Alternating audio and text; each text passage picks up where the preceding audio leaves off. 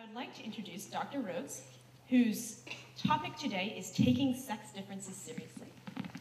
I first met Dr. Rhoads 2 years ago, I believe, when I found out that he'd written a book called Taking Sex Differences Seriously. And after that moment, I used taking sex differences seriously as my whip for just about everything.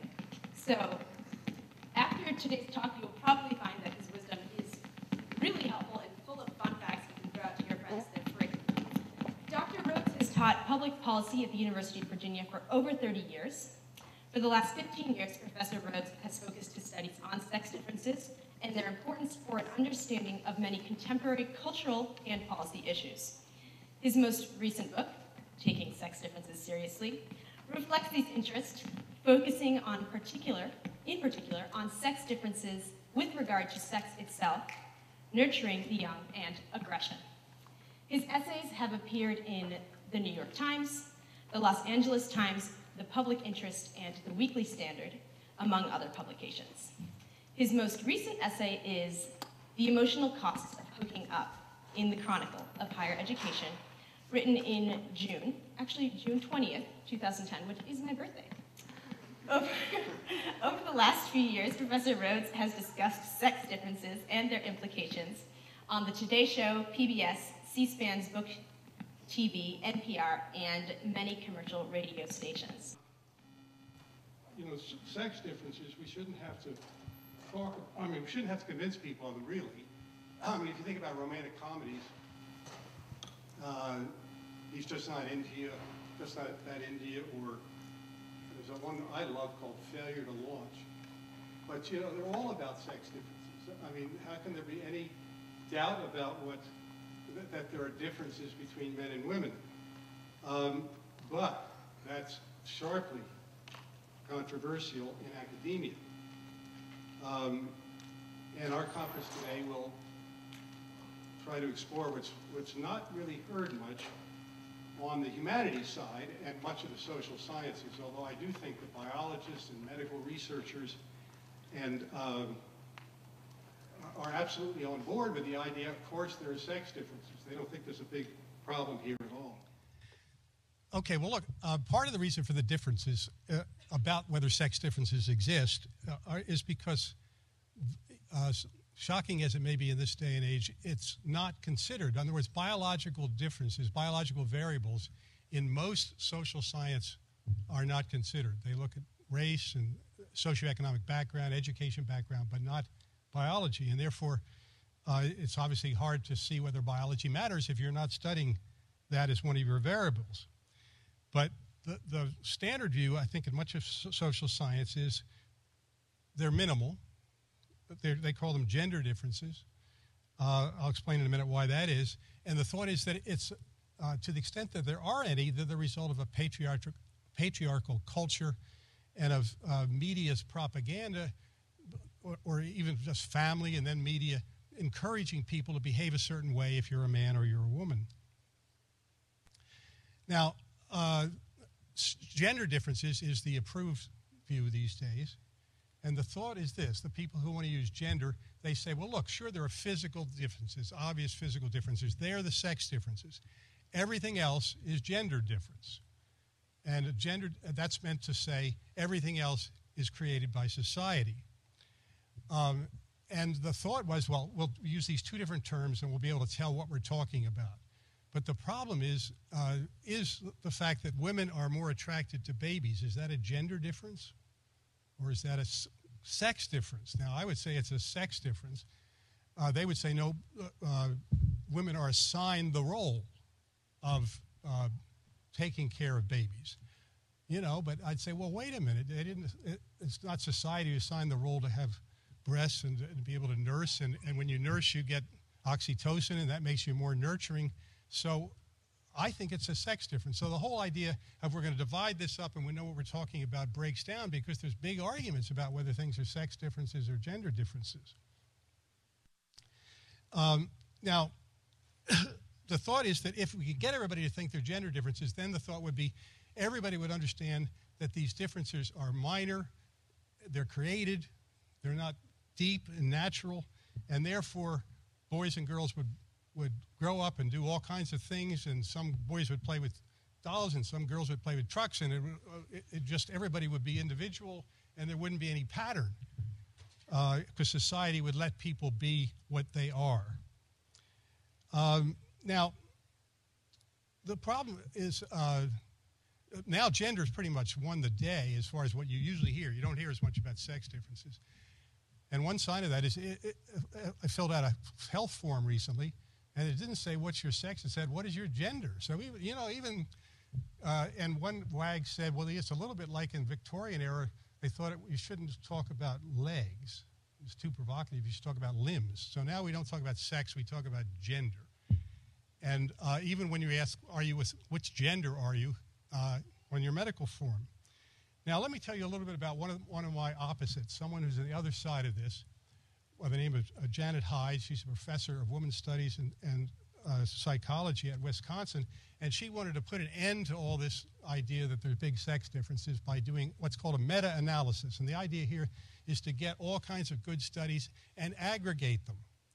And then we can find out, well as we possibly can, whether there are big differences or not. Now, she found that males and females are alike on most, but not all, psychological variables. But the exceptions were pretty significant. One of them was sex, and another was aggression. And she acknowledged that the sex differences about sex, or the gender differences about sex, were large. And she also, what she said, that on aggression, they were moderate. Now, that was based on a whole lot of psychological studies, getting people in a lab and say, you're going to be shocking this person, and then we want to see for the experiment, go ahead, shock them, and they pretend to be hurt and so on. And then they find out whether men and women are more aggressive in their shocks, and whether it makes any difference whether someone's watching them, whether women are more aggressive if they're not being watched, and so on. And, and it ended up saying it's moderate. Well, look, here's some of the evidence from around the world. Around the world, 25 to 30 men kill another man for every one woman who kills another woman. That seems like a pretty big sex difference. Now, that doesn't mean that the murder rate's the same everywhere. Sometimes it's 25 to 1 with a low total rate. Sometimes it's 25 to 1 with a big rate. But that seems like a pretty big difference. And we don't need to do the lab studies to find out whether men are more physically aggressive. And we don't need to, this is particularly interesting, I think, because could we say that society encourages murder? Is a society, some people say society encourages men to be aggressive and it frowns on women who are aggressive. No societies encourage murder, but there's 25 men who kill another man for every one woman who kills another woman around the world. So it's not socially constructed. There's something in maleness that we need to control or channel. Now, another reason for the difference I have with my opposites, I think, is they look more at behaviors and attitudes. I think behaviors and attitudes also show real differences. But I think feelings show even more difference. And feelings don't change with the times the way behaviors and attitudes do. For example, it's certainly true that if you ask the broader public, compared to 40 or 50 years ago, there's much more acceptance of premarital sex and of working mothers. Behaviors have changed about both those. Men and women behave more alike, and attitudes have changed. But feelings haven't changed nearly as much. Women feel cheap and about casual sex, especially if the guy doesn't call the next day or ignores them in a way that boys don't. And women, even though society may say it's fine for them to work, if they've got a 2-year-old at home and they're working 50 hours a week, they worry about them in a way men don't. So those feelings aren't going to change the way attitudes do.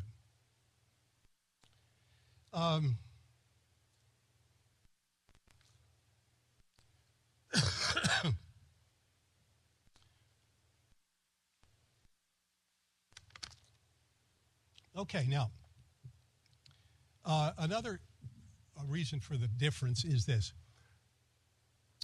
It's sometimes said that, or it's noticed, and it's certainly true, that if a woman's a high-powered careerist and she has a daughter, it's more likely she'll be a high-powered careerist. So the thought is, it's a role modeling.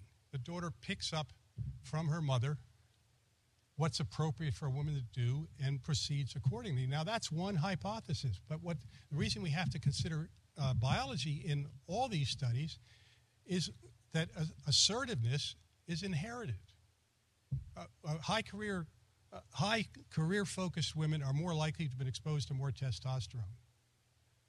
And if a woman's been exposed to more testosterone, she has a daughter, the daughter's more likely to be high testosterone. So if it's the case that high testosterone women are more likely to be 50, 60-hour-a-week careerists, then we have to look at whether that's the fact that that's been biologically inherited by her daughter explains more than the fact that she was a role model for her daughter. Okay, now I'd like to conclude this introduction. You're going to see more of me in a minute. I'm going to introduce Steve Rhoads. I'm going to be back. I'm going to be talking about my lecture. But to end the kind of introduction to the conference, I'd like to tell you a pretty horrifying story. And in the mid-'60s, identical twins were born, and they went in for circumcision. It was badly botched. In one case, the little fellow lost his penis. So then the parents wondered what to do with this guy. And there was a guy who was a so-called expert at Johns Hopkins who dealt with these things. They went to talk to him, and he said, you should castrate him, construct female genitalia, administer female hormones, and raise him as a girl. He'll never know the difference. The parents followed this advice and renamed the kid Brenda.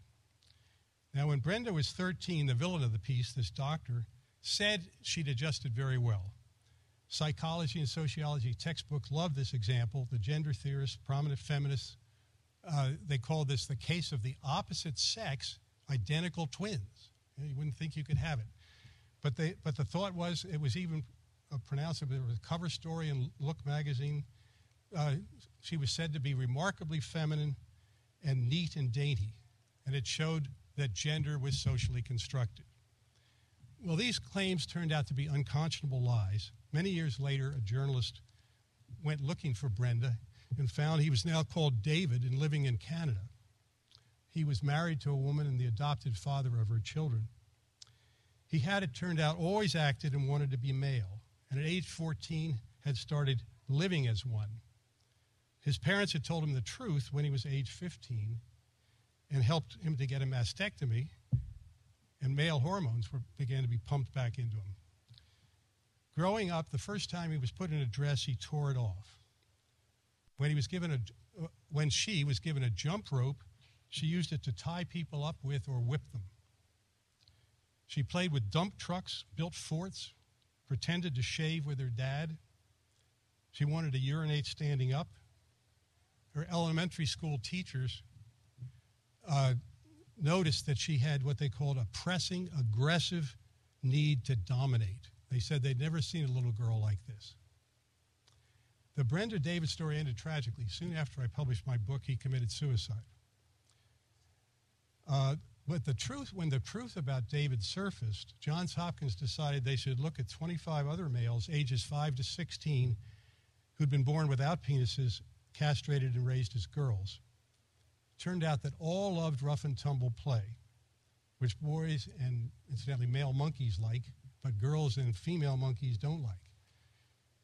14 of the 25 had declared to their parents that they were a boy.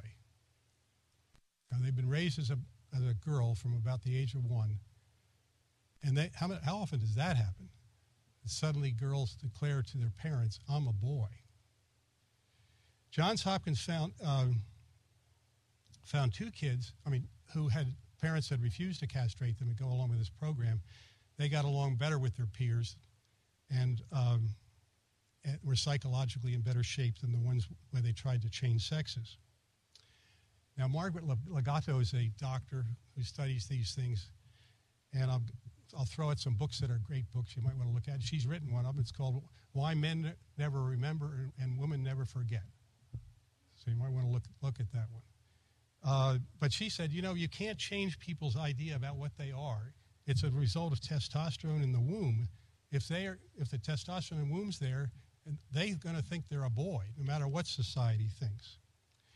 Now, I think the bottom line here is that getting these nature-nurture stories wrong can be devastating. In fact, we're born male or female with boys in varying degrees impelled toward masculine behavior and girls in varying degrees impelled toward feminine behavior. Okay, that's my introduction.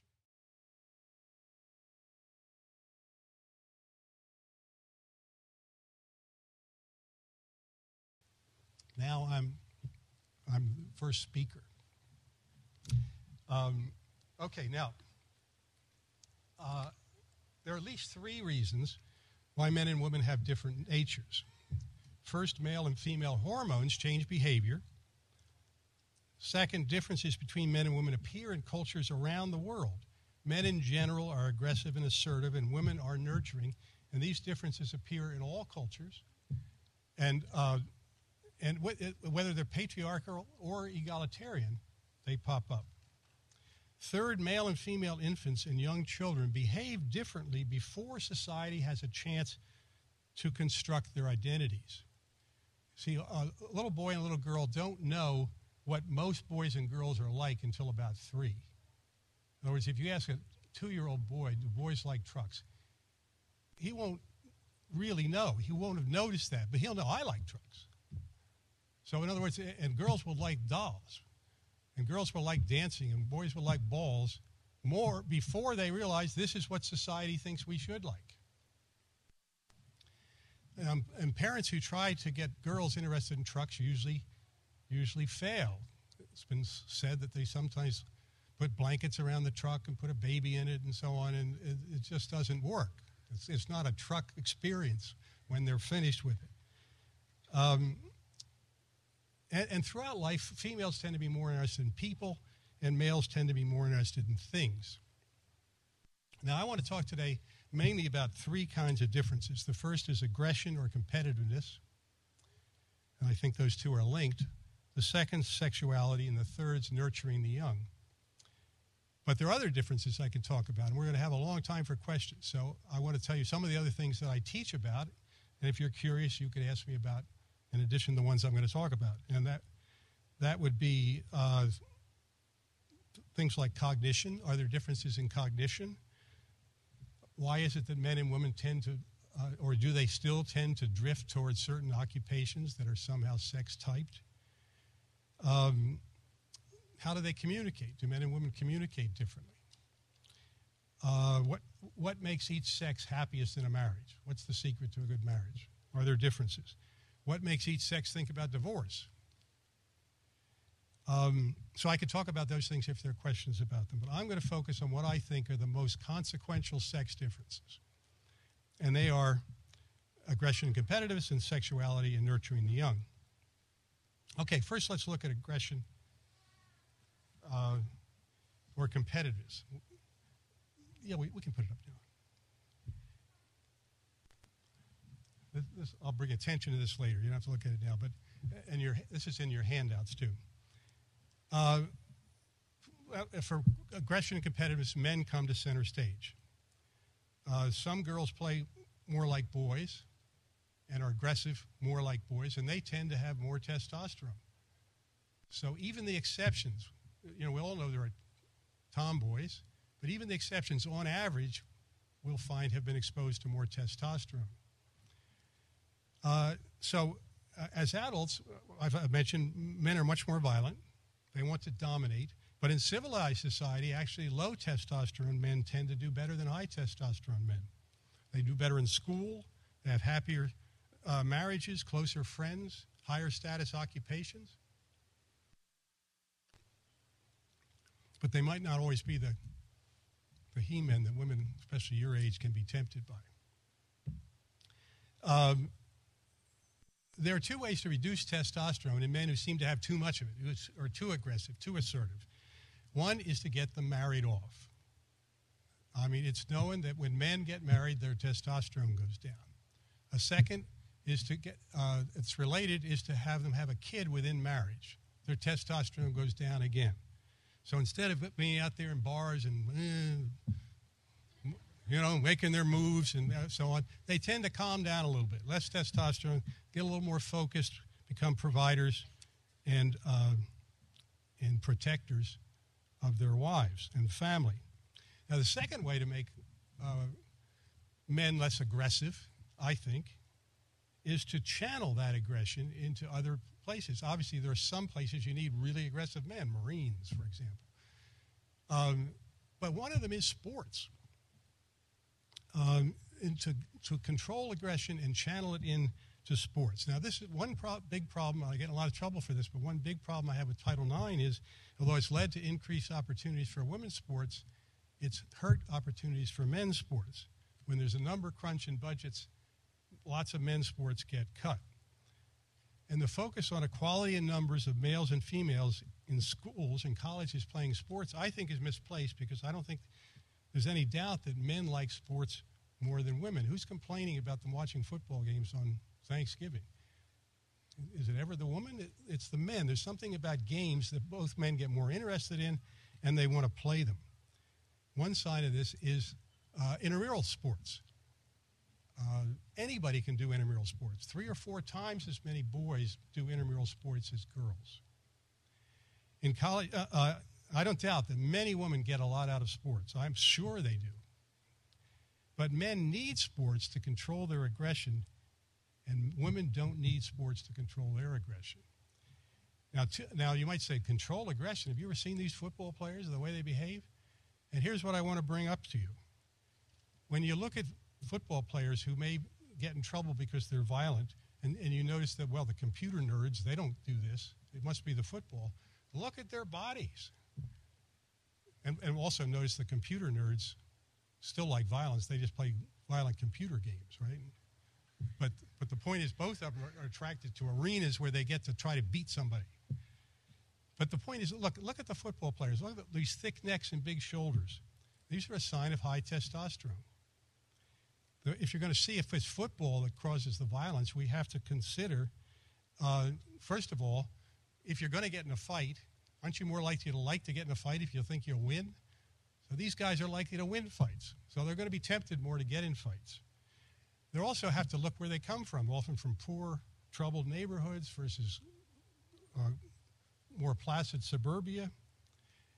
But mainly look at these bodies. We have to look, if we're going to see if it's football that caused the problem, you've got to look at big, humongous boys who play football and from tough neighborhoods versus big, humongous boys from tough neighborhoods that don't play football.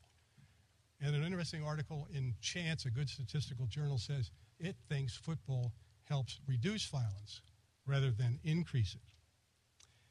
Now, most violence comes from unsupervised peer groups, late teens, early 20s, boys getting together in an unsupervised environment.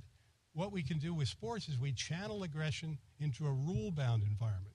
And one reason they might get in less fights than they would otherwise is because they don't want to get kicked off the team. Guys bond through activities, especially sports. Women bond through conversation. So it can be a big problem, especially with wrestlers, because nobody cuts football teams, if they're making any money. But people cut wrestling teams. Over 200 have been cut since Title IX. And wrestlers are also big, tough, not always big, but they're muscular guys who like to mix it up. And I think it's important that we have a place to mix it up and get a little prestige and status on the wrestling mat rather than just cut them loose to see what happens somewhere else. Now, here we can turn to my first cartoon, which I think tells us something about male competitiveness. And aggression is just an extreme form of competitiveness, right? You beat the guy up or pancake the guy in football. Pancake means the blocker knocks him down and lays on him. He says all over. It's clear who dominates. Well, here, this poor guy couldn't help but turn this into a competition, right? He won. He had lost more weight. And she got very angry. And then he says, I think, a very telling thing. He said, yeah, open, honest expressions of feelings. Yeah, that's what you want, right? That's what women want. If only we express our feelings more. This is what guys express their feelings about. The Redskins lost, and it's just a different creature. And it's not always pleasant for women to see them express their feelings. All right, now I want to get to my second cartoon. Okay, the three-piece suit says I'm dangerous, but within the framework of the Constitution. This is what civilization is all about. Civilization is all about getting men to compete within the framework of the Constitution, within the laws, within a rule-bound environment, and put suits on and try to work for Coke and beat Pepsi. You know, that's what a lot of men get interested in. Okay, now, before I'm launching my discussion of sex and nurturing the young, I want to set the stage a little bit. I think that, okay, look, here, feminists who don't like me saying what I do, I want to first tell you what they say, why it's dangerous, how they think sex works the way it does and how nurturing works the way it does. I call them androgynous feminists, and I think these are people who think beyond the physical differences, there aren't any differences between men and women, and I think this dominates in organizations like the National Organization of Women and Women's Studies departments and women's centers. Now, what would they say? They'd say about sex, the double standard of sluts and studs has for too long restricted women's exploration of their sexuality. Women's sexual liberation is an important part of women's liberation more generally. Young women should condition their consent to sex on pleasure and desire. And in her influential book, The Mismeasure of Women, Carol Tavris asserts that women should have sex for the sheer pleasure of it. Now, on children, the androgynous feminist says that women have to bear them, but men can raise them just as well as women can. In a just world, men and women would do everything equally, child care and work outside the home. And they're adamant about this because they think as long as men do what they see as the most prestigious jobs outside the home, then they're going to have more status, they're going to have more power within marriages, they're going to have more money. Now, my critique of this begins with an assumption about what most women care most about. And I'm going to make an assertion. I'm going to say most, well, first I'll say I'm talking about most women. Again, high testosterone women are different.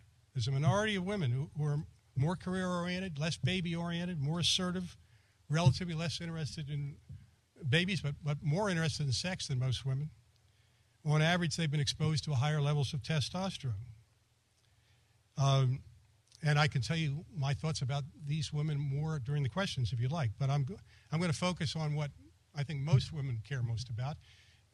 But with regard to sex, I'm going to, obviously this group's a little different, a cut above. I'm going to talk about your peers more than you. Okay, but still, at least when I'm talking about men, but as far as women are concerned and they're thinking about sex,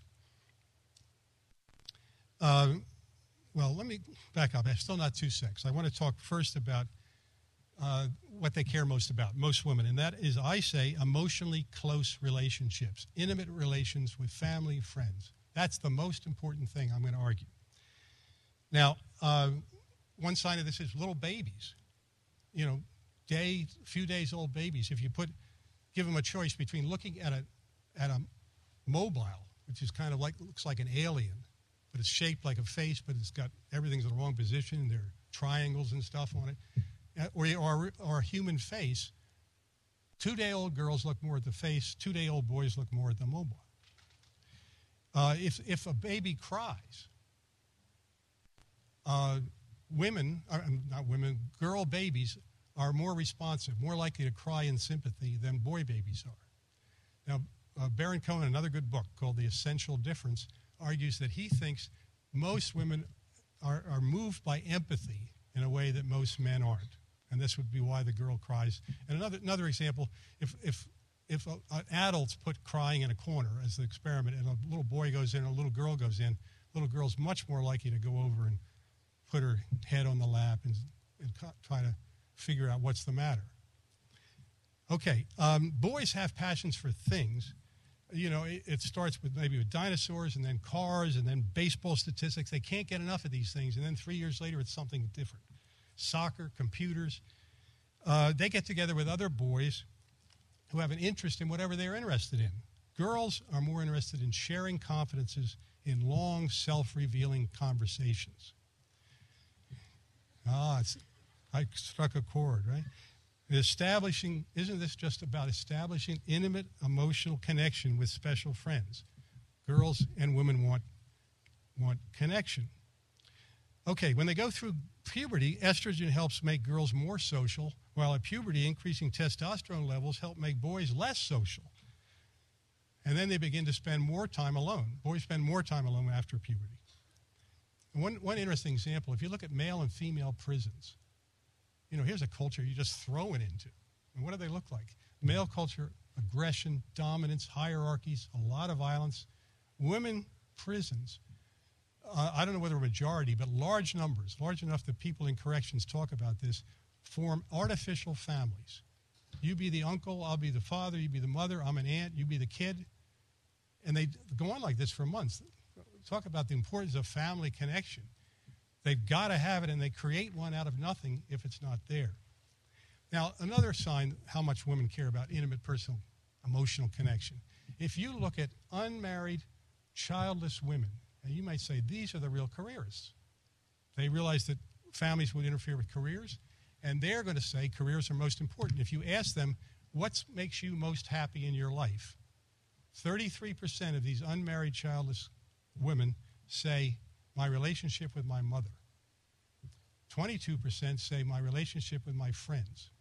11% say my career. So 5 to 1, even among this group, says what makes me most happy is personal relationships. Okay, now let's turn to sex. When girls go through puberty, the combination of hormones and their long-standing desire for strong, intimate relationships often leads them to be boy crazy. They spend hours reading romantic fiction or playing board games about dating. Again, I see some smiles of recollection. But girls are more interested in relationships that may lead to sex, where boys are more interested in the sex. In and out of marriage, women say they engage in sex to share emotions and love. Indeed, in marriage, many women say they get more pleasure out of kissing and cuddling than intercourse. Men like the sex, and when asked why they engage in sex, they give reasons that are more narrowly physical, such as need, sexual gratification, sexual release. Men have far more testosterone. There's no doubt that that has a lot to do with it. The best evidence is if you look at females. Women who have more testosterone are more interested in sex. They have more sex partners.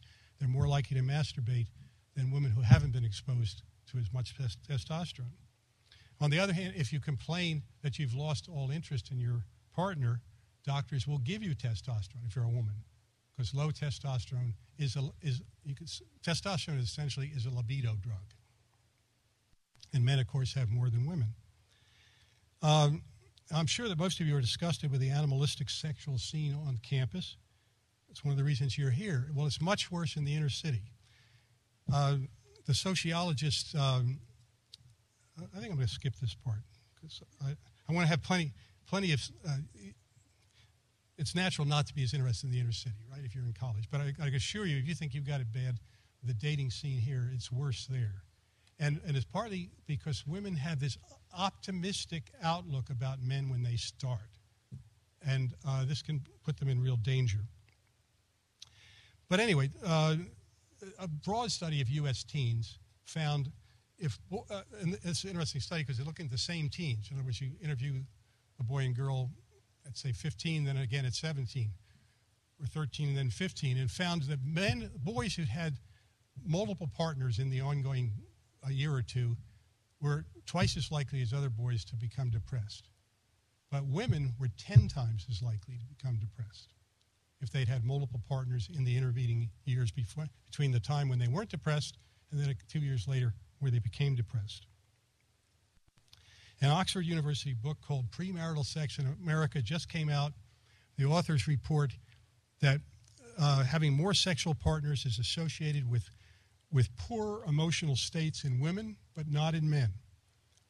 The more lifetime partners the women have, the more likely they are to be depressed, the more likely they are to report that they cry almost every day, the more likely they are to report relatively low satisfaction with their life as a whole. Women's studies programs and women's centers, you would think, would want to bring this to the attention of women, that men feel differently about sex than women do. But they don't, because this would be letting the foot in the door, acknowledging that there are deep-seated sex differences. Now I want to tell you about John Townsend. He's an evolutionary anthropologist who studied casual sex among college students. He thinks he can explain why women feel differently about sex. As an evolutionary theorist, he looks at what kind of psychological outlook would be most likely to give you good heirs. Now you have to go back in time. Imagine eons ago, and let's just say we've got Erica and Mary, and Erica is someone who just likes sex, and she tends to have sex with guys who are interested in it. Mary is much more chaste, and she's much, much choosier. I don't know whether it was marriage back where we're going. I don't know how far we're going back, but the point is she's looking for somebody who can be counted on to stay around and help raise the kid, be a provider. And she's also looking for someone who's a good genetic specimen, who's good looking, who's has a high IQ, who seems able to do things and has high status in the outside world, so she's much choosier. Now imagine that these two psychological predispositions go into the next generation, the next, and the next. Which one is more likely to be around today? Clearly Mary, right? I mean, Erica sleeps with who? We don't know, with almost anybody. So she could have someone who's not a good genetic specimen, and obviously someone who's not staying around to help her raise the kid. Those kids aren't going to be competitive when they, in turn, look for mates, right? But Mary's kids have essentially the deepest thing I'm trying to say here is that these psychological predispositions are inherited. So the Marys begin to populate the world more than the Ericas, and the Marys begin to produce daughters who have the same psychological predisposition to not like casual sex and to be choosier than men. And that's why Townsend says most women, despite their attitudes, they may say, I don't see anything the matter with it, I'm not particularly religious and so on, in time don't like casual sex. They feel used and demeaned and feel I should be getting something out of this, some commitment more than I am. Now boys, they can, a guy who slept with a whole lot of women, he may be putting his genes throughout very successfully in the future generations. So Townsend thinks that's one of the reasons why they aren't turned off by casual sex in the way women are. Boys, you could say, has a dual strategy. You could be a cad or a dad and be successful. The cads just sleep with a lot of women, don't pay any attention to the kids that result, but some of them will turn out all right. And the dad says, I'm going to stay here and be a provider and a protector, and we're going to have 3 good kids who are going to be especially good mates who will come out of this, and they're going to be especially lucky or good at finding the kind of mates that most boys and girls or men and women are looking for. Okay, so one thing is, how do you get men to behave more like dads than cads? That's kind of a big issue for civilization. Okay,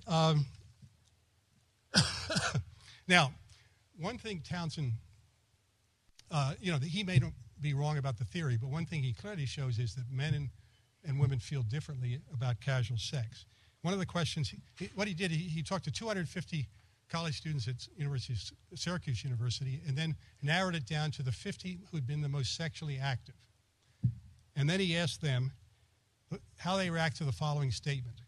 Even if I think I don't want to be emotionally involved with a person, if I have sex with him or her a few times, I begin to feel vulnerable and would at least like to know that he or she cares about me. Now, only 4% of women disagreed with that. They want to at least feel the guy cares about them. 50% of men disagreed with the statement. They didn't care whether the people they slept with cared about them or not. Townsend gives a full description of the sexual outlook of the 5 most sexually active women he encountered.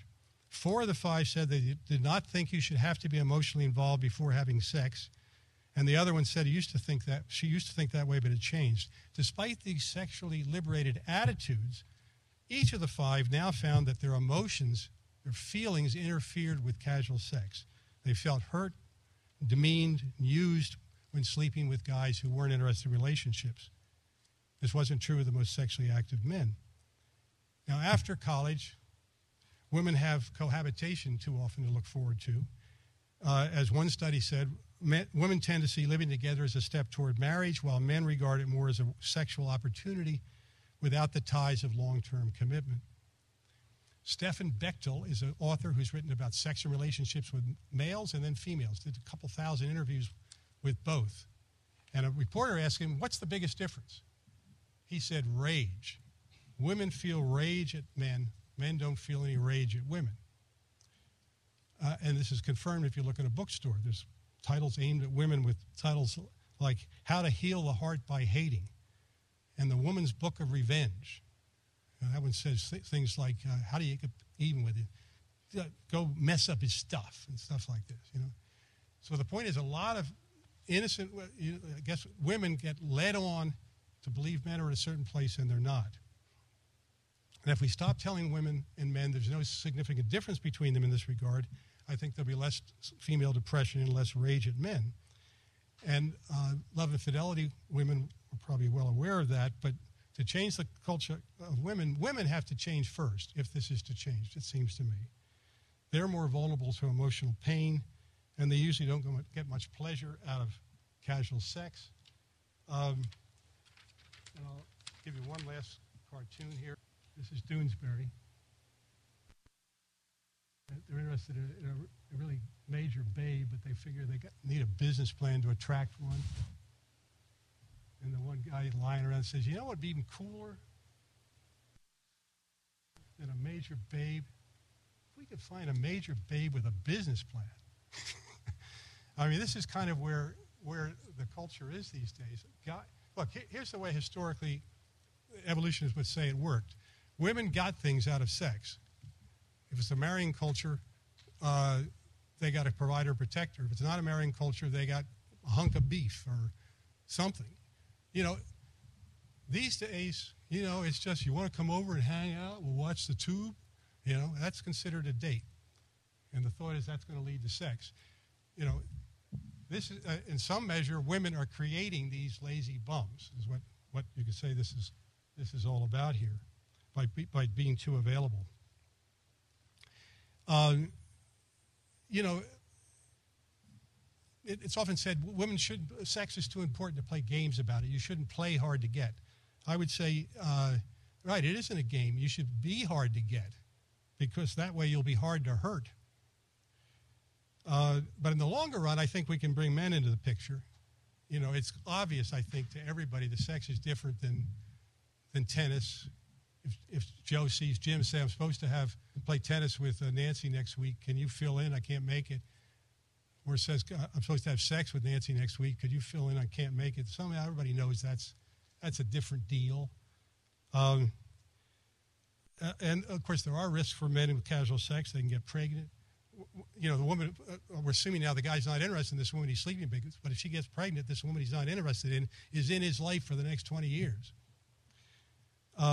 And, of course, there's some risk of venereal disease, not as much as for men. There's some risk of depression. But more importantly, I think once we can get it established that women don't like casual sex, then men can be instructed. We'll see what they're made of. As long as we have this mixed view, oh, they seem to like it. I didn't have to do it if you didn't want to. You know, as long as there's this no agreement about what I think there should be, the very, very few women, after a period of time, like casual sex. They might, for a period of time, think it's kind of an adventure. But then we see whether these guys have guilty consciences. Maybe love and fidelity men can help them get one by talking about the tears they've seen and telling them that they think they behaved like a scumbag. Now, it's not impossible to imagine a different culture in this regard. And I want to take you back to the Victorian era in Pride and Prejudice. You know, this Victorian era followed a period with much looser sexual standards. So it's not impossible things to get turned around. You probably read in the paper just last week that there's an increase in the number of teens and near teens who abstain. That's what the trend is toward. But anyway, what I like about Pride and Prejudice in this regard is I want you to focus on the Gardners. They're a bit couple, but they were a happily married couple who were in there, and they're advisors to Mr. Bennet when Wickham runs off with Lydia. And the Gardners say, I think he must plan to marry her. I mean, he couldn't just run off and play with her and just leave her. I mean, he couldn't, essentially they say, you know, it's too great a violation of decency and honor and of his interest. Essentially they're saying he couldn't show his face anywhere in England if it, knowing that he'd done that. You know, you don't run off with a 16-year-old girl and trifle with her affections and then just leave her. So this is a story then partly about men protecting women against other men. And the Victorians were good about this because they found a way, you know, men are lots of men are very interested in sleeping with lots of young women, but they're also very interested in having high status. And the Victorians said you can't do both. You know, and the men helped enforce that by who they were willing to socialize with. Now, finally, on sex, I'd like to conclude by a quote that I like so much. I put it in your handout, but it's by Mary Elizabeth Pottles, and it says, "In serious courtship, a man conveys to a woman that if she's worth all this trouble to court, she must be worth more than any other mate in the world, and she'll henceforth be the one woman. On her part, the woman promises that if she was this hard for him to get, surely she will, as his wife, be impossible for others to get. The courtship dance is the unspoken pledge of future fidelity, the best of all bases for a happy marriage." In other words, when the guy shows up on Saturday night and both he and she are aware of the fact that things could progress more quickly physically with another woman, and still every Saturday night he ends up at your doorstep and wants to see you, it's a pretty good sign that he really cares about you, not just the fact you're very pretty. And a sign that this is a guy you can count on. He's capable of being faithful. For the woman, you know, she ends up marrying this guy. She obviously cared about him, but she also signals how hard it was for him to get her. And this is a sign, once I'm married, you don't have to worry about reproducing someone else's kids. And the other quote is from Yeats, and it's just a little phrase saying, "How but in custom and ceremony are innocence and beauty born." And I think that's what lots of manners were about, that seem to fall, you know, you open doors for ladies. You make sure your date has some food and drink before you get some. These were all common things that I grew up with. And men are more tunnel vision. They tend not to notice what other people need as much. Not incidentally, it makes the men more noticing of what's going on around them and what other people's needs are. But Charlotte Allen has talked about how we jeered at emotion and ceremony as repressive and sexist, and in the process obliterated innocence and created a culture of ugliness. Okay, now let me move on to nurturing the young. Oxytocin is a big hormone here. Women have more receptors for it. When they get pregnant, they get more. When they nurse, they get more. It's a bonding hormone. The predominantly male hormone, testosterone, is not only not bonding or nurturing, it's anti. In other words, the more testosterone that you have, the less interested you are in babies. So high testosterone women are less interested in babies than low testosterone women. If you inject a monkey with a baby with testosterone, it becomes less interested in its baby. So to show how unlikely it is that men and women are both going to be equally good at nurturing babies, just remember testosterone isn't neutral, it's an anti-nurturing drug. It doesn't mean men can't nurture, but the testosterone part doesn't help, and it's good that it goes down after marriage and down again after a baby. But the greater attachment of women also creates more vulnerability for them. They care more when the kid's crying. They care more when the kid has trouble. It's much harder for a mother to find happiness in any part of her life if one of her kids is really struggling or really has problems. Men are a little bit easier to compartmentalize and find happiness in some other part. When a mother hearing a baby cry at night wakes up concerned, a man doesn't wake up often. If he does, he may be annoyed more than he is concerned. One study looked at families where the parents both performed at least 35% of the child care. So they're both really into it. But they asked both mother and father, who's more emotionally involved with the kids' lives? They all said the mother. Not all, but the clear majority said the mother. They were more worried when they were absent from their children, the mother was. They had more difficulty concentrating on other tasks than the father did. If you look in Sweden, they've been emphasizing androgyny forever. And but the traditional parenting differences continues to exist. When the male goes back after father's leave, he's more eager to do it than the mother is after her leave is up. And what the most convincing on this is they looked at a very untraditional families. They looked at, in Sweden now, men who said, after the birth of my kid, I want to be the principal caretaker. They said, well, I want to go into those homes and see what's happening there. They go into those homes and find the following. Mothers, more than fathers, showed more affectionate behavior, vocalized more to the infant, smiled more, tended to it more, held it more, and soothed it more than the fathers. Even these fathers who said, I want to be the principal caretaker. How important are children to mothers? Mothers report liking parenting more than fathers. Now, fathers get to do the fun stuff. They usually teach them something, read to them, play with them. Mothers change the diapers, wash the clothes. Why would mothers say they like it more? Because they somehow are drawn to it more. And that's what they say. They like it more. I did a study of tenured track women desperately trying to get tenure who also had a kid under 2. The women were much more likely than the men who were tenure tracked to say, I want to have a baby now, even though they knew it would interfere with their kid. So also I think women are better able to be good parents. They are better able than fathers to distinguish a cry of pain from one of hunger or one of anger. They read body language much better. I don't think daycare is the answer, because if women feel as they do, I want to be with the kid, and I want to, and I feel guilty when I'm not with the kid, daycare, no matter how good it is, doesn't help. And daycare's got some problems you don't hear much about, mainly because the women who do the daycare studies use daycare. How would you feel if everybody who studied secondhand smoke was a smoker? You'd say, well, I'd rather have somebody else take a look at it. This is a problem we've got with daycare. There are women doing the studies, and they all use daycare. But anyway, my reading of the daycare studies is that, well, first of all, infection rates are very high. Every couple of minutes, a little kid in daycare puts his hand in his mouth, and he's touching the toys. Just look at one difference, ear infections.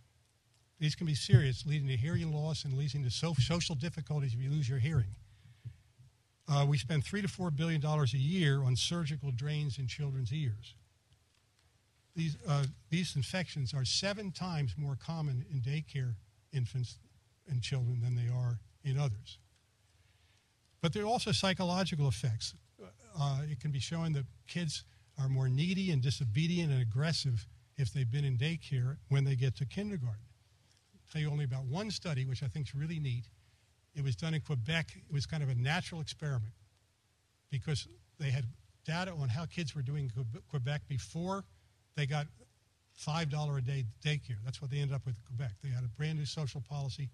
Put your kid in daycare all day for $5. There weren't any changes in the other provinces, so you could compare the kids in Quebec before the daycare and those kids after, and you can compare them with other provinces. And here are the results. The kids after the daycare was encouraged in this way were more aggressive, more anxious, more hyperactive than those in other provinces. They were more ill than previously. There was a decline in their motor skills. Incidentally, also problems with the families. There was a more hostile and inconsistent parenting, worse adult mental health, lower relationship satisfaction. It's just a pretty overwhelming study, and these were the results. Now, remember, the daycare kids don't just affect those families. If they're more aggressive and acting out in school, they affect everybody who's in the kindergarten, everybody who's in the first grade. And so I think it's worth worrying about. Another thing we can show is cortisol, which is a stress hormone, is greater at 2 p.m. in daycare in a kid than it is at 2 p.m. on Saturday when he's home. Now, having a really important job doesn't make women dramatically different in how they feel about all these things. I'm going to give you just one of the examples I use in my book. Madeline Kunin, she was the governor of Vermont. She was the mother of 4 children. When she was there, at least once a day, she reported in her autobiography, I would feel a stab in my chest thinking I should be at one place when I was at another. There was no cure for my anxiety. All I could do was not to let it overwhelm me, not to let it pull me down, but to carry it as gracefully as I could. In one case, she says she was home late for the birthday party. And they'd already blown out the candles. She made them light them again, blow them out again. Now, that wasn't for the benefit of the kid, right? She wanted to see the candles being blown. The mothers want to see the first steps. They want to hear the first voices, first sounds, the first words. One study of sex differences in psychological stress among married couples concludes that for wives but not husbands, it's especially stressful to be married and employed with minor children. A second study that compares working and non-working mothers finds the working mom's pervasive internal struggle was as common among mothers with teenagers as it was with those with toddlers. And it was as common, it didn't matter whether the father was really supportive of her work. They just felt this unease. Now, I suspect that when you were in school, nobody said women will have these kind of jobs and they might want to go part-time so they'll have a different kind of job, and men will have these kinds of jobs. It was just assumed they all have the same kind of jobs, right? But a Pew study in 2007 that asked about what people's preferences are that between part-time work, full-time work, or no work, the number of women who had kids under 17, now we're not talking about infants, kids are under 17, who said the best solution for me would be full-time work, that was 21%. The percentage of men who said the best solution for me would be full-time work was 72%. That's a pretty big difference about what the preferences are. There are a lot of women doing full-time work who would rather do half part-time work. Now let me tell you about PhD students, our most talented people. You see big differences. There have been studies looking at the same girls when they were 12 and then looking at them when they were 32. Same boys when 12 and then 32. They have different interests all along. All along, women are more social, more interested in people. A lot of them get taken off the math track to be doctors because they want to have interaction with people. And where they found that, look, these brilliant people who have PhDs now, top 1%, they still want to pursue their intellectual inquiries. They still want to have an influence in the community, but the men are more driven, the men are more career-oriented than the women are among these equally talented people. One sign of this, if you simply ask, if you could have your ideal job, these are 32-year-old women and men, how many hours a week would you want to work? 28% of these most talented women say less than 40 hours a week. 5% of the men say less than 40 hours a week. Okay, if we turn from mothers' feelings to children's feelings, we find that children's reactions to parents can be remarkably gendered. One study found if mothers work more, her child's grades go down. If fathers work more, his child's grades go up. If mom really loves her if mom really loves her job, teenage girls' psychological health declines. But if dad really likes his job, teenage girls' psychological health increases. All in all, since mothers don't want to spend 40, 50, 60 hours a week away from their kids, and they worry about them when they do, and since they're better with kids than young kids than fathers are, it's reasonable to conclude, I think, that we don't want men and women, if they're both to be equally happy, to have the same kinds of patterns on average in how much time they spend at home and how much at the work. And the attempt to do this, the Androgynous Project, I think, can be seen as misogynist, given what women's preferences are. You're talking about a minority of women who want what now says they want. Now, look, the two-career family, I think, is too often produces angry, exhausted mothers desperate for a home that feels like a home. And I think this bothers the men. In fact, the evidence shows women who work long hours and women who make more than their husbands is not good for the men. Now, I think this is partly because these women will seem haggard and harried And the man thinks, I'm supposed to be the provider and protector. Why does she look like that? You know, I must be doing something wrong. Now, in most marriages, I think, most of you, I think, I'm not as prescriptive as this sounds. There's some women who say, I'd go nuts at home, and I'm going to take their word for it. And, you know, but I'm just saying, in average, most women would go nuts if they work 50 or 60 hours a week, if they have a one-year-old at home. That's what the evidence shows. And I think, I don't think I'm insulting women at all with this analysis, because I think women make wonderful doctors, wonderful lawyers, every bit as good as men. There's another dimension to life which they're better at than men. That's what the problem is. They're better at raising young children. And this is what complicates the career roles. Now, I don't think there's any evidence that women who make less money have less marital power, that their fathers push them around. Brad Wilcox will be with us, I think, will say that's not the typical situation. I just think generally women have a different understanding of power than men do.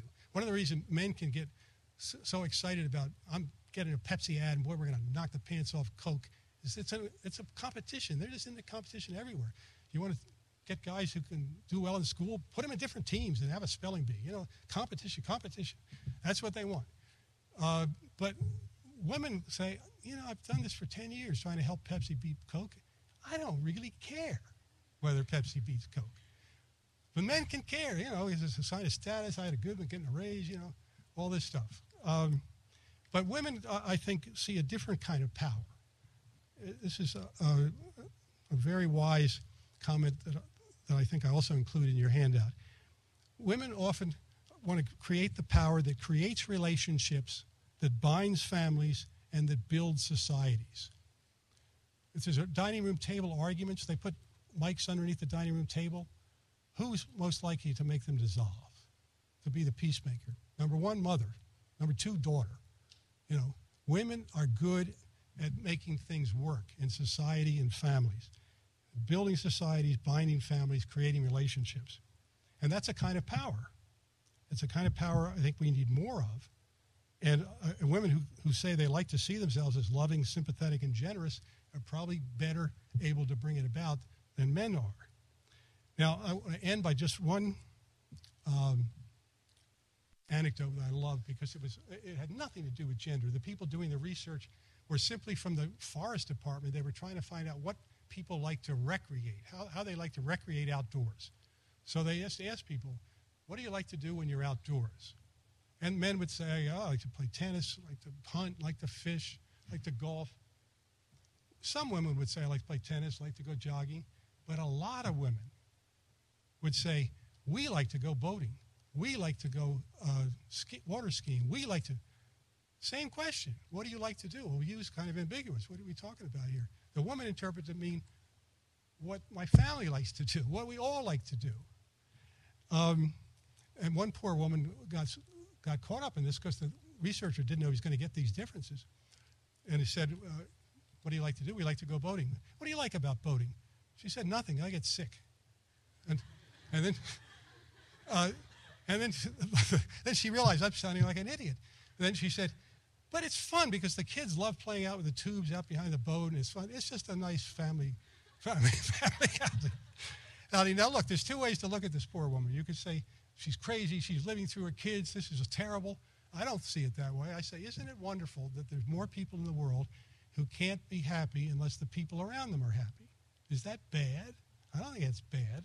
I think that's quite admirable.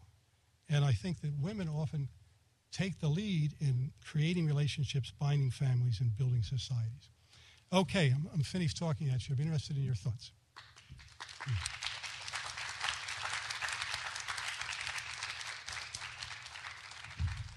Questions, please. Yes.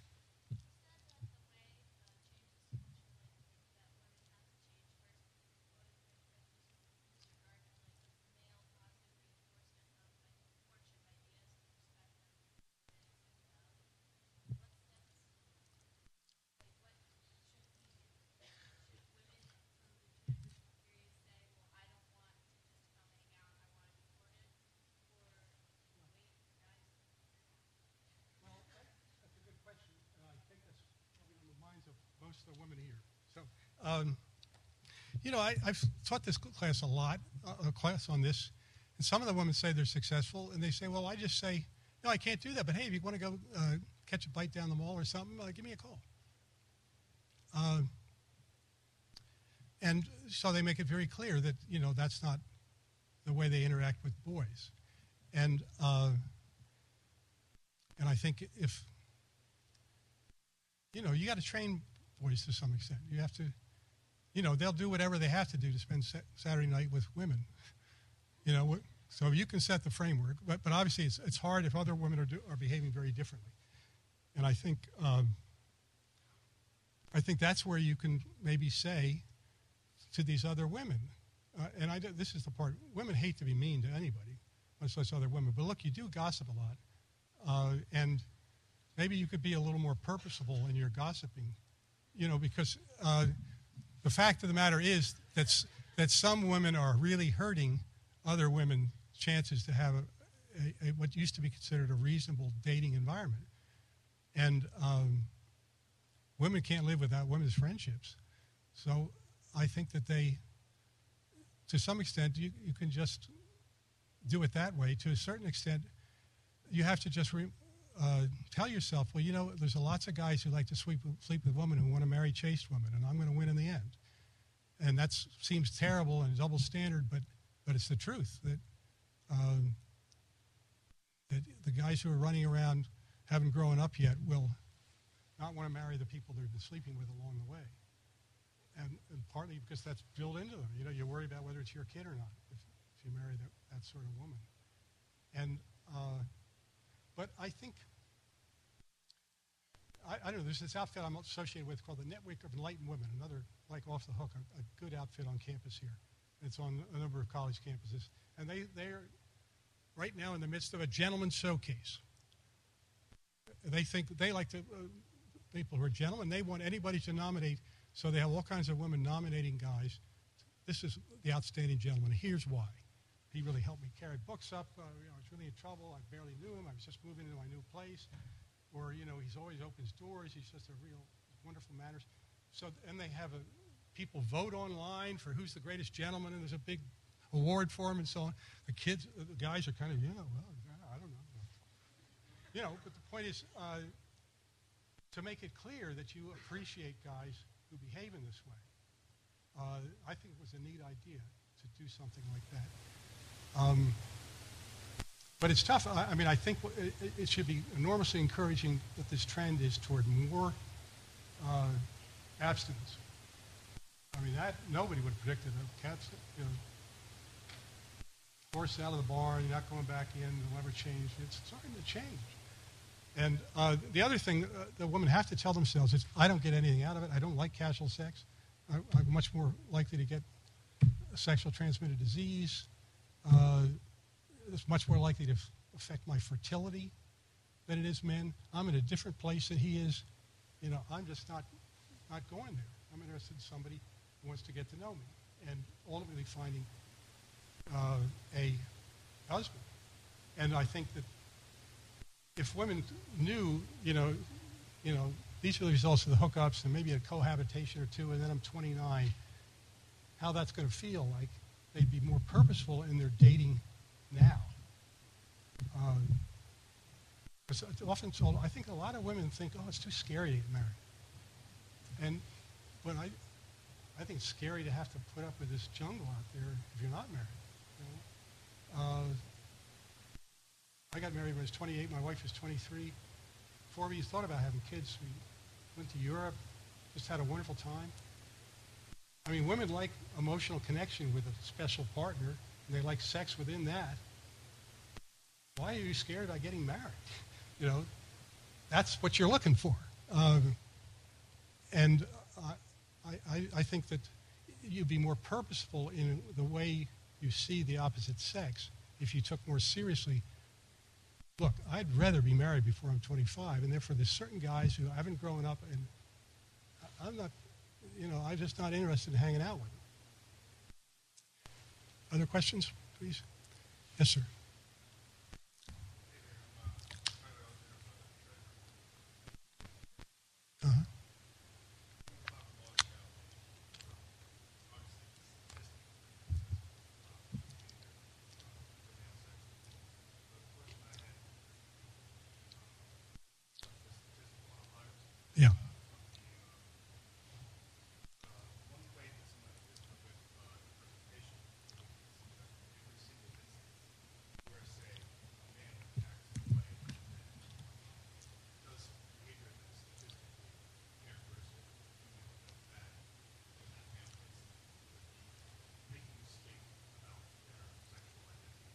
Well, I would posit that sometimes there are cases where someone is acting in a way that is statistically different from their sexual identity, but nevertheless they act in the capacity.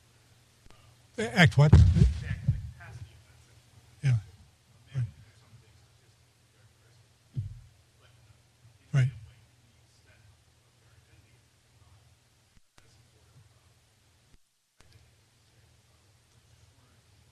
Well, are you thinking about sex or nurturing or all of them in this regard? Take like drugs, for example. Yeah, right, It seems to me right, suggestion was that females are more tend to like right. adults. It seems to me that there are some examples like that. Unfortunately, we might find these statistical differences, but in the cases that there might be some instances where a male might Well, perfectly ordinary male. Yeah, yeah, way that is part yeah. of their identity, not necessarily always mistaken. I think that's fair. And you know, in other words, it seems to me that feminists would be particularly worried about the exceptions. How are they going to feel? But it depends very much on what the evidence is, you know, and how broadly I'm right. I think I'm most broadly right on things having to do with reproduction. And therefore, nurturing babies and sex, these differences are enormous. Now, as far as a boy who wants to play with a doll, I think that happens a lot. I think fathers get worried about it. I'm not saying there isn't, they can. My father did. I remember my younger brother was playing with dolls and he got worried about it. Now, so I don't doubt that there's socialization, but I think it's normal and sweet, and I think most parents think it's sweet when a young boy gets interested in a new baby. I don't think there is great pressure against that. But I think, you know, there's definitely, you're talking about bell curves, and there are exceptions, and I guess without more concrete, if it's a question of a boy wants to play with a doll, I say fine. Although I guess I would ultimately say, look, what is one of the reasons parents worry about boys and girls being very atypical? You know, a girl who never cares about how she looks, won't let him comb her hair, you know, wears dressy jeans, shirt tails always hanging out. You know, parents might say, kind of hoping you get married and have grandchildren someday. You know, I hope this is just a phase. She's probably thinking this. Maybe she's not putting a lot of pressure on it, but, you know, guys tend to care a lot about how girls look. And for boys, girls don't like sissies. So if there's a sense that somehow he's always withdrawing from combat and from conflict and people are pushing him around, then they may worry a little bit too. But I think that most parents will say, you know, this is my kid, and I'll try to encourage him to stand up for himself a little more than he does now, but he's never going to be a big brute type kid, and I love him. And as I mentioned, these low testosterone guys often get the nicest girls in the end because they get good jobs and they're reliable and they make good husbands. And the female attraction to the bad boys, fortunately, tends to die out as they get older. I'm not sure that fully answered, but maybe we can talk after the break if it didn't, because there were other hands I wanted to get to. Do you believe that it's possible to change the way we think about sex, our generation? Do you think it's possible to do that without a religious revival in America? Or do you think that we first must turn to God to bring about that culture change? Well, I think religious revival is a big, big help. There's no doubt about it. I had this, one guy in my class was a Marine. There was a day to wear the uniform when I had the class. He was handsome, tall, athletic-looking guy. And when we talked about all this stuff, he said, well, you know, I take my religious vows seriously. Boy, do I want to get married. You know, I think if people are more religious, marriages will come earlier. And I think that that's an enormous help. It's very hard. This is why, in a way, I'm trying to figure out what you can tell the guys who aren't religious. And I think it has to start with the fact that they have to know that women don't like this. Because the problem is if the woman's crying the next morning because I thought he was really interested in me. I saw him this morning. He didn't even acknowledge me, acted like he didn't even know me. You know, she's going back and crying, and roommates know, but she's also saying, oh, don't tell him, don't tell him. He'd be so embarrassed, you know? I get papers all the time from women to my roommate. They go, oh, it's terrible. I've seen so many roommates go through this. Oh, but the guys say, really? You know, the guys in the class don't necessarily know this. Really? In other words, women have to make it clear that, look, there may be an outlier, but we don't like this. After how many, when I ask if upperclassmen or underclassmen, women like the hookup scene more, everybody says underclassmen. They're the easy pickings, and the frat guys call them fresh meat. That's a lot of fun, isn't it? The new girls are fresh meat because they don't know what's going on. The older women have tired of this, and they do know what's going on. But the point is, I think women have to make it clear to men that we don't like this, and then the men can think about, you know, I really shouldn't whisper I love you if I could care less about this person. That's really not a nice thing to do. And other men can say, that really wasn't a nice thing to do, you're right. But I absolutely agree with you. It would be much easier if it has a religious revival behind it. Because men who think sex is just like basketball, only better, have to have some reason why they don't want to do it anyway. And I do think, you know, after a while, they begin to think it's taunting and so on. They maybe see this, but they need a reason, and they're not getting that reason now because women, it's not clear that women don't like it, and that you really are misleading them. Many times. Yes?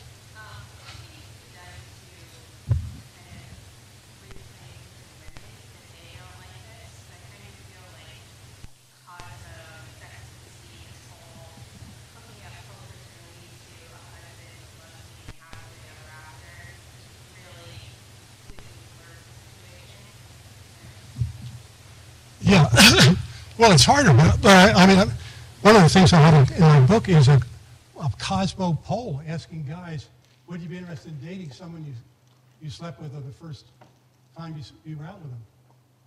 You know what they said? 74% of the men said no. You know, so if women are saying, you know, this is a way of getting interested and so on, right? There's also evidence that guys, when they're really interested in a woman, also want to slow it down physically. So, you know, a guy who's pressing very hard for a lot of physical stuff early on, that's a signal he doesn't much care about you. You know, that really is the signal. If he gets really interested and feels this is someone this could be a keeper, he doesn't usually behave that way.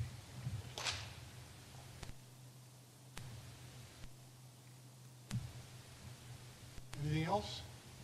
Yes, sir. Are there any studies that show some kind of relationship between single-sex education in secondary school and behavior STEM in college and university?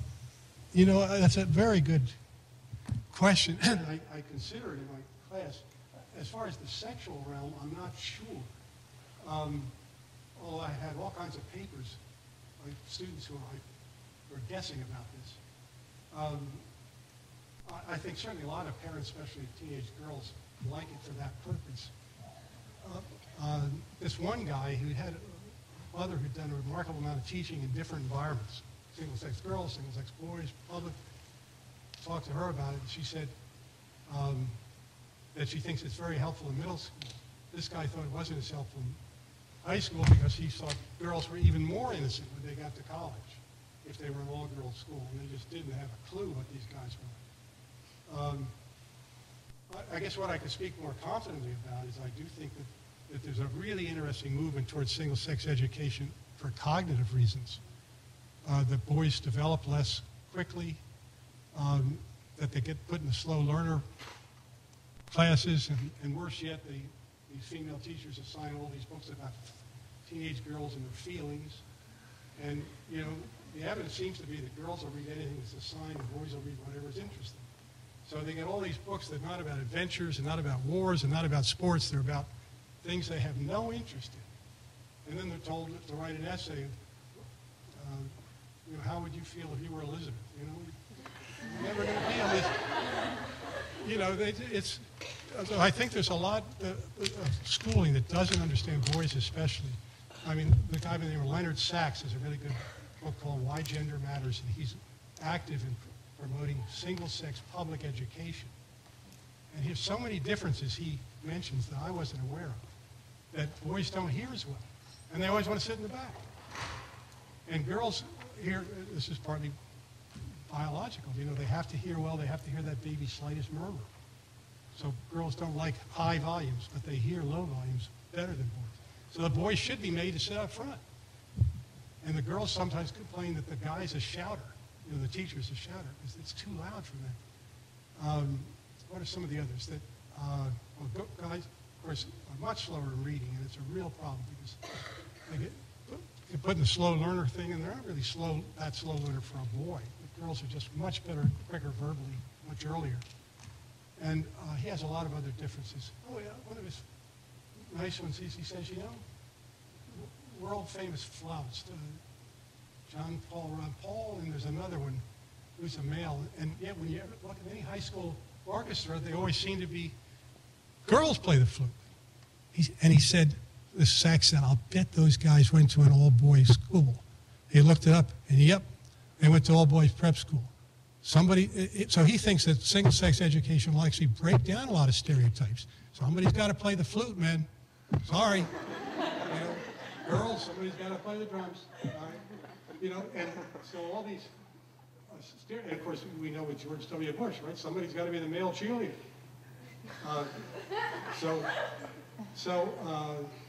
It's a very interesting book, and I urge you to think about it. Think about getting it. Yes, ma'am. To kind of piggyback, are there any studies that have shown differences for homeschooling among the sexes? Like, is that better or worse for boys or girls to be homeschooled? I haven't seen that. I am impressed by how well homeschoolers seem to do in these national competitions.